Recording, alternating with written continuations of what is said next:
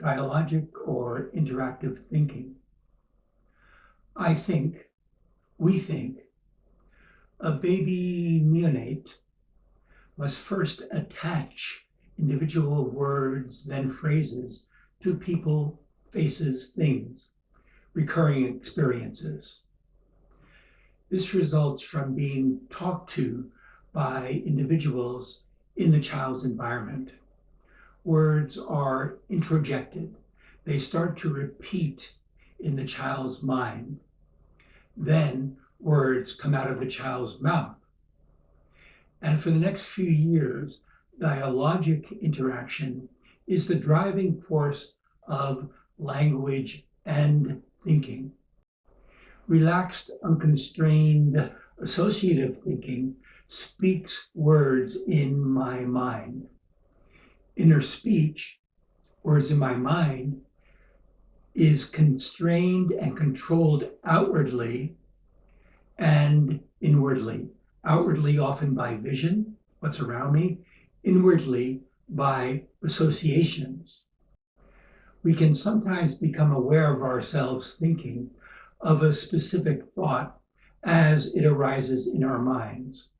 We can sometimes remember having specific thoughts, having been thinking about someone, something, someplace a few seconds ago. But it is unusual to attend to, be aware of thoughts, words as they arise. Dialogic or interactive thinking is completely constrained, channeled, entrained by the verbal encounter.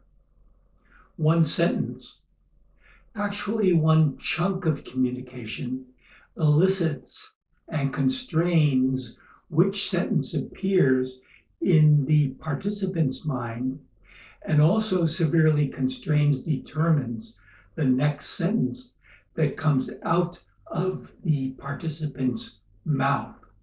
We're going to examine, become aware of constrained interactive thinking and dialogic interactions. Obviously, this requires another person to participate. Enlist a co-conspirator to simply have a conversation with you. She or he just has to talk. First, sit quietly by yourself in a non-stimming environment. Be aware of extraneous peripheral argumentative thoughts that will stop you from observing your mind. As with the yoga of associative thinking, center yourself physically. Let your mind be aware of thoughts bubbling up. Without preparatory explanations, go to your co-participant. Ask him or her, what's up? Experience an everyday conversation as an observer participant. Attempt to keep your attention on your side of this interaction. Stay awake to your own thoughts and listen closely to your partner. Try and stay aware of the conversation as an interaction. Listen to the words and feel how the dialogue takes place. Let the conversation continue for 2 or 3 minutes and try and let it end naturally. Start now.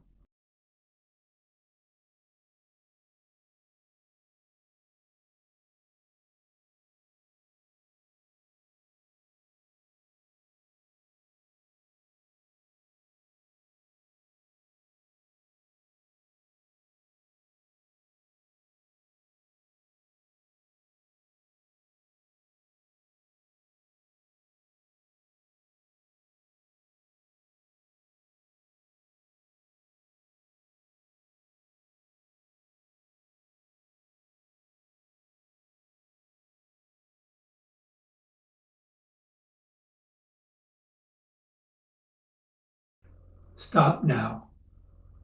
We're back. You may have to do this exercise a few times to become able to see yourself participate.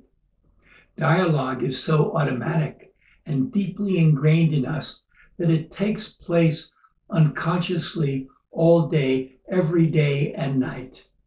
Family dialogue, workplace dialogue, recreation dialogue, friendship dialogue. We talk together all day long in every circumstance. Dialogic interaction is automatic in that once it is entrained, begun, we aren't choosing which words come out of our mouths or what thoughts our co-participant utters or exactly what course the encounter will take. My co-participant hears my introduction. What's up? And associative thinking bubbles up some response. Then my own associative thinking bubbles up my response automatically. Like we'll see with reading, story, screen experiences, we just about never are awake, attendant to words as words when speaking with others. Words, phrases surface of themselves in us unconsciously, and these words elicit words and phrases from another. The person I communicate with has complex schemes of words, phrases already going through his or her head. But when I speak to him or her, my words almost always interrupt these patterns and elicit roughly corresponding upwellings of words. Already complex feelings and already primed reactivities immediately bring forth reactions. All the aspects of dialogic interactivity contribute to the final sharing. Physical posture, gesture, tone of voice, modulation of vocal utterance, even iris dilation, blinking, skin flushing, domination and submission behaviors, etc., are so melded in the mature individual into the fabric of communication as to be virtually inseparable from the words themselves. Dialogue rules.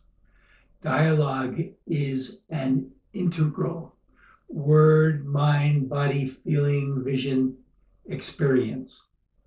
It is what us humans do most of the time. It is the essence of story and screen experiences. One person's thought stream impinges on another's, which in turn processes and relates to the communicated message. Further yogic work on dialogic thinking. A simple exercise. Center yourself, trying to pay attention to your own thinking. Prime yourself, remind yourself, let your inner speech tell you to be aware of the dialogue you're about to observe. Prime yourself to observe two people dialoguing, talking in a new way. When available, come up to two individuals engaged in a conversation, reminding yourself that dialogue is sharing words that are in each individual's mind. Watch the two people, attending to all aspects of the interaction. Observe eye contact, gestures, facial reactivities, tone of voice, etc. Start now.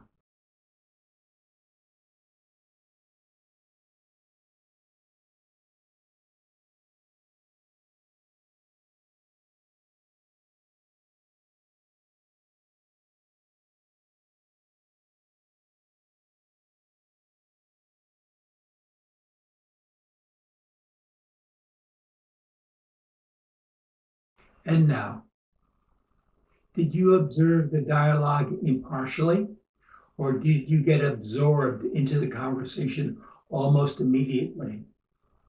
Did you watch the synchronies of gesture, facial expression, eye contact? Could you hear the words as words miraculously transferring experience from one person to another? Watch two co-workers or friends or family members converse. See the complexity of body, eye, hand movements as it unfolds. Watch their lips.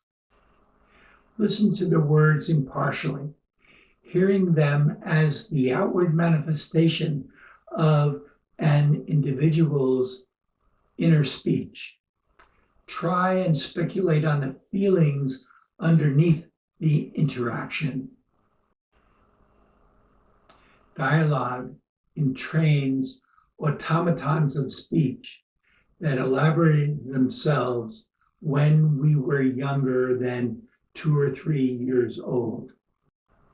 Because we've always lived in the word world and taken for granted that it is true and simply the world, we find it impossible to observe impartially. Very difficult to meta-observe, to observe the observer. It's easy to remember what we've just talked about to another person, the abstraction of the verbal interaction. But it's near impossible to be aware of ourselves generating speech vis-a-vis another individual in the moment that it is taking place. For this reason, I'm going to repeat the yogic practice of being aware of participating in dialogue 2 more times without the above comments. You might do this activity many times to prove to yourself how difficult it is to change everyday awareness. Without preparatory explanations, go to your co-participant, ask him or her, "What's up?" Stay awake to your own thoughts. Listen closely to your partner. Try and stay aware of the conversation you're about to have as an interaction. Listen to the words and feel how the dialogue takes place. Listen as words in your own mind conform to what your partner blurts out. Let the conversation continue for 2 or 3 minutes and try to let it end naturally. Start now.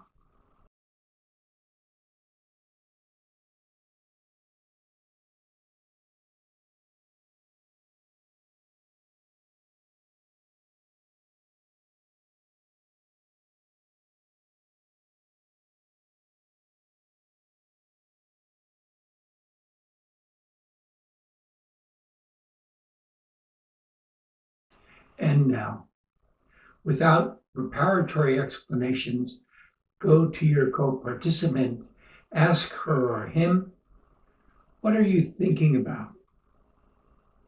Stay awake to your own thoughts. Listen closely to your partner. Try and stay aware of the conversation you're about to have as an interaction. Listen to the words and feel how the dialogue takes place. Let the conversation continue for 2 or 3 minutes and try and let it end naturally. Start now.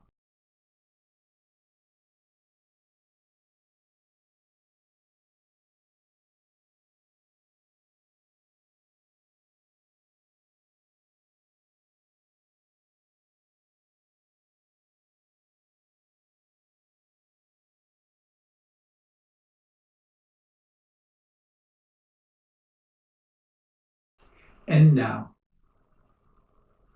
from the proverbial, what a visitor from outer space might observe and interpret.